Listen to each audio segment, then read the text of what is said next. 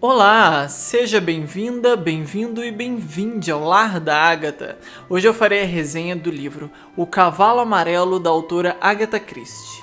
Eu sou muito apaixonada pela Rainha do Crime, como vocês já sabem, mas eu nunca tinha lido esse livro aqui. Na verdade, eu tô numa empreitada de ler tudo que a Agatha já publicou, porque eu ainda não cumpri essa meta e eu não reli nenhuma obra dela também por causa disso.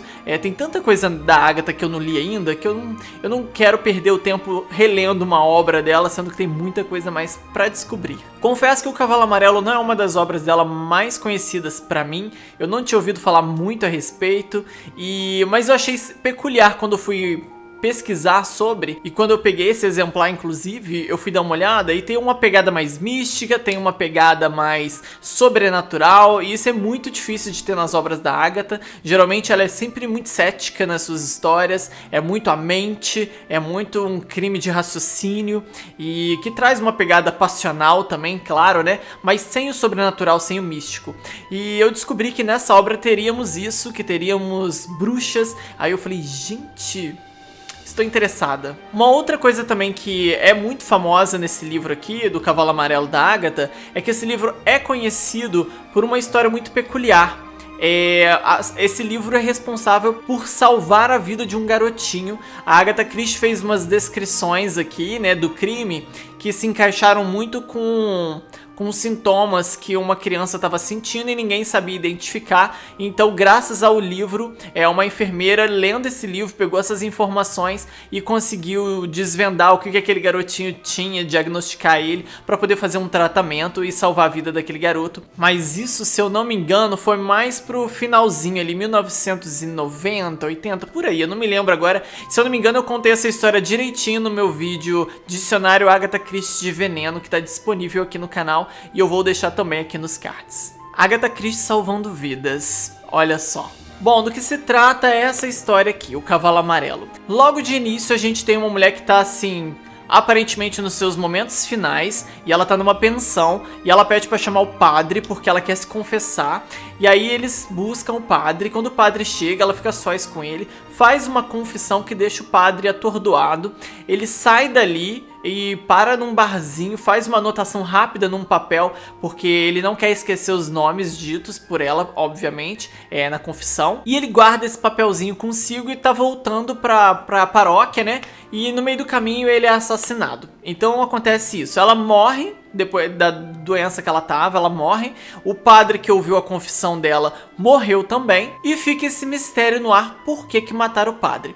O problema é que quem matou o padre rasgou os bolsos dele procurando alguma informação, alguma coisa, o que levou a polícia a pensar de imediato que poderia ter sido um crime de assalto, alguma coisa do tipo. Porém, eles encontraram dentro do sapato do padre, né, ele colocou escondido dentro do sapato o papelzinho com a lista, e a lista era uma lista de nomes, e isso deixou a polícia muito intrigada, tipo, nossa, por que esse padre foi lá ouvir a confissão dela, e por que ele listou todos esses nomes, obviamente para não se esquecer de nenhum deles, tão urgente assim, e por que alguém quis apagar o padre por conta dessa informação, dessa confissão. Então fica esse mistério no ar logo na hora que abre o livro. A partir dali a gente passa a acompanhar o protagonista, que é o Mark, deixa eu ver o sobrenome dele aqui, Easterbrook. Nomes difíceis, né? O Mark Easterbrook. O Mark não é um detetive, ele simplesmente vai agindo por pura curiosidade, vai ficando intrigado com toda a história, e ele conta com a ajuda da Ariadne Oliver, né, para poder ter uns insights durante essa investigação. A Ariadne Oliver é uma personagem que a Agatha Christie coloca em algumas de suas obras. Não é uma detetive famosa, nada do tipo da Agatha Christie. Ela é uma autora de romances policiais, o que é muito legal, porque a sensação que eu tenho é que a Agatha Christie ela escreve sobre si através da Ariadne Oliver. Ela fala do seu processo de escrita através da Ariadne Oliver.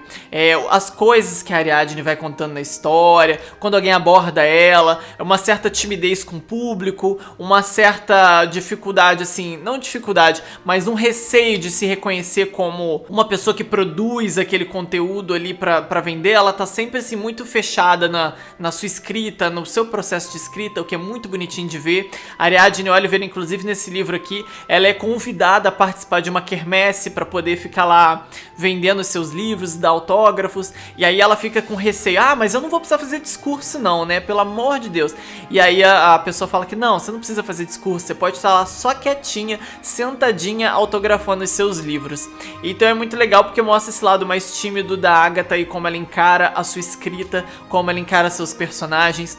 Eu enxergo dessa forma, né, que a Agatha Christie se espelha muito, na verdade se expõe um pouco, uma parte dela, a parte profissional dela talvez, a parte artística dela, através dessa personagem, a Ariadne Oliver, em suas obras. Eu separei um trecho aqui que logo no início, nas primeiras páginas, tem um momento em que o Mark, o protagonista, vai encontrar a sua amiga Ariadne Oliver e eles estão conversando e ela tá entretida ali, ela tá muito perdida em pensamentos na criação de uma nova história e eles começam a falar sobre isso e ela diz o seguinte: sabe, Mark, não consigo entender como alguém comete um assassinato e sai impune na vida real. Parece a mim que o momento do crime e tudo que o envolve é sempre óbvio demais. E o Mark responde: bobagem, você já escreveu dezenas deles. E ela diz, pelo menos 55. O assassinato é muito fácil e simples. O difícil é esconder as pistas. Por que um é culpado e não o outro? O criminoso pode ser visto a milhas de distância. E ele responde, mas não na versão final. E ela, e isso me custa muito. Logo nesse trecho a gente tem, né, essa ideia da Agatha, como que ela enxerga a forma de criar uma história de crime, né, criar as pistas, criar o crime em si, o assassinato, quem é o assassino. Então, assim, tudo parece ser muito fácil para ela, exceto esconder as pistas ou colocar algumas pistas pro leitor. Então é muito gostoso descobrir esse processo de escrita da Agatha. Ela reflete um pouco disso nessa personagem da Ariadne Oliver. Pra mim fica claro isso, já percebi em outras obras, mas esse trecho deixa ainda mais claro, mais óbvio ainda, essa tentativa de explicar um pouco de como é o processo de... como criar o crime é muito fácil, criar um assassino é muito fácil na história e que o mais difícil seria colocar as pistas certas para poder ajudar o leitor a chegar a uma conclusão no final, mas ainda assim enganá-lo. Então é muito difícil esconder a verdade através das pistas e para poder desvendar tudo no final. Então isso é bem interessante de ver esse ponto de vista. A Agatha expõe isso através da Ariadne Oliver. É uma personagem que eu adoro quando a Ariadne Oliver está em alguma obra dela. Eu já li alguns livros com ela, inclusive A Noite das Bruxas é com a Ariadne Oliver, e apesar de ter esse título não tem bruxas, e já no Cavalo Amarelo nós temos. Fiz esse lookzinho de bruxa misteriosa justamente por causa desse clima ambientado, por causa dessa vibe Cavalo Amarelo. É um estabelecimento, e nesse estabelecimento que funcionava antes como outra coisa, agora moram-se 3 mulheres lá que são consideradas bruxas, e tem pessoas que acreditam nas bruxarias, nos poderes delas, e tem pessoas que não. A maioria das pessoas são céticas e não acreditam que elas de fato têm algum poder. Mas elas estão sempre lendo a sorte das pessoas, e elas estão dizendo que elas são poderosas, que elas têm um talento, um dom, e fica assim essa coisa no ar. O Mark assume a liderança, ele assume o protagonismo desse livro aqui, ele vai tentar desvendar esse mistério, vai fazer uma investigação amadora. E eu gosto muito que a investigação seja feita por um personagem assim, que não seja um detetive de fato, porque ele até tem uns insights com a polícia, ele vai pegando informações, confirmando ali, e pegando coisas assim, o máximo que ele poderia ter estando fora da polícia.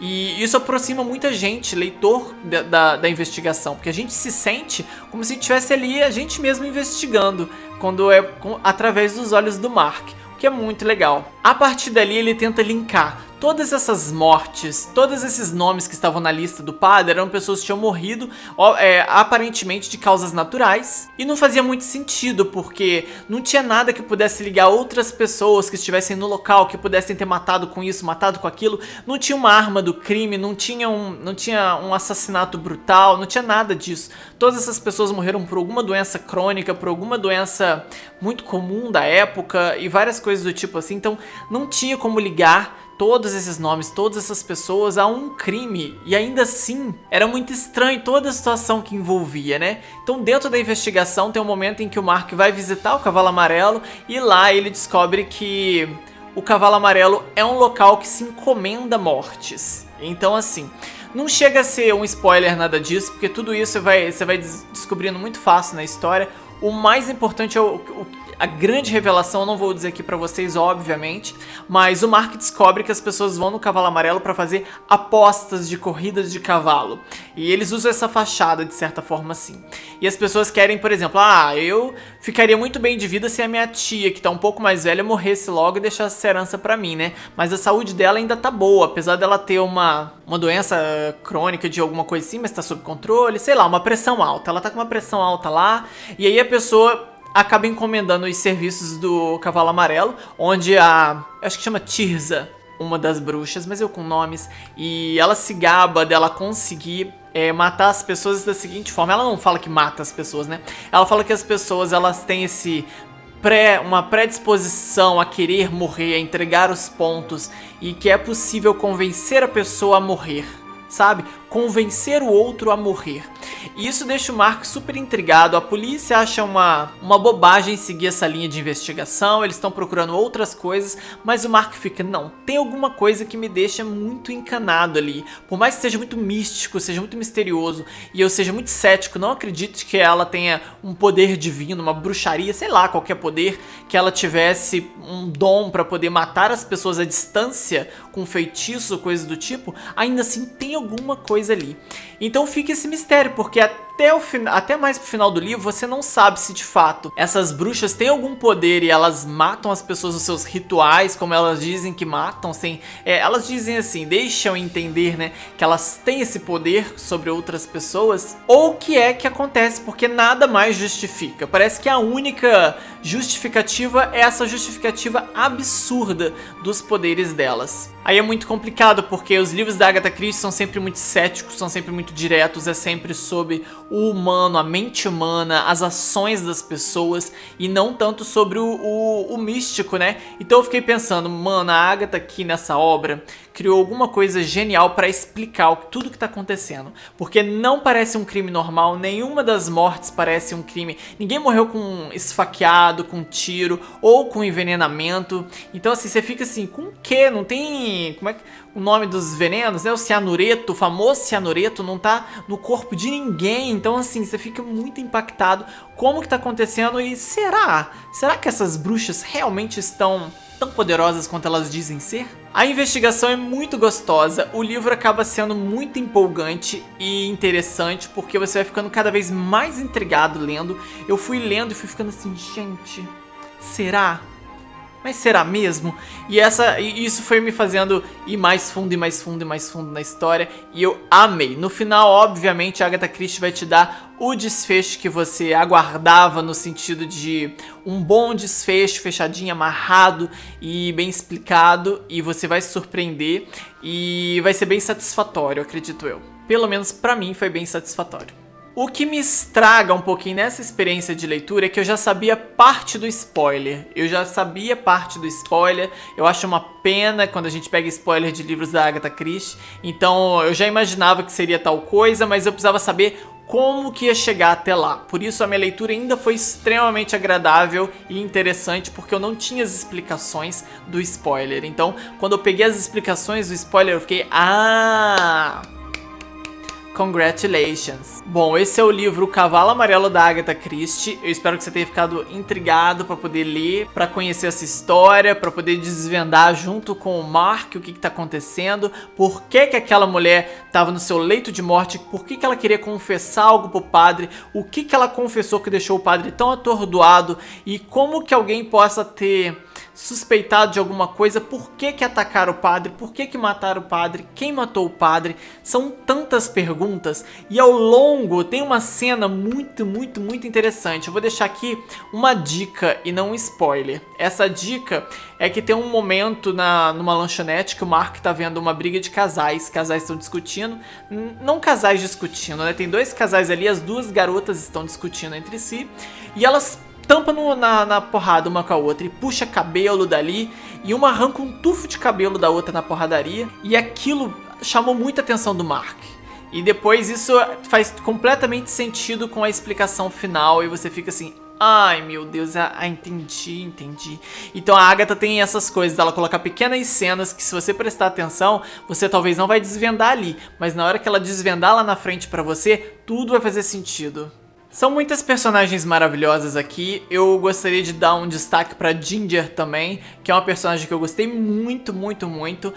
Gostei dela e do Mark, achei o Mark muito interessante, cativante de acompanhar. A Ariadne Oliver, magnífica, amo as participações dela, e ela ajuda o Mark, inclusive, na investigação, mesmo que de forma indireta, e foi uma experiência de leitura maravilhosa. Eu espero que você tenha gostado dessa resenha, e se você gostou, dê um like, por favor, comente abaixo a sua opinião, se inscreva no canal se você ainda não for inscrito, abaixo nas descrições também tem as minhas redes sociais, @lardaagatha em todas elas. Muito obrigada por assistir até aqui, um beijo e até a próxima!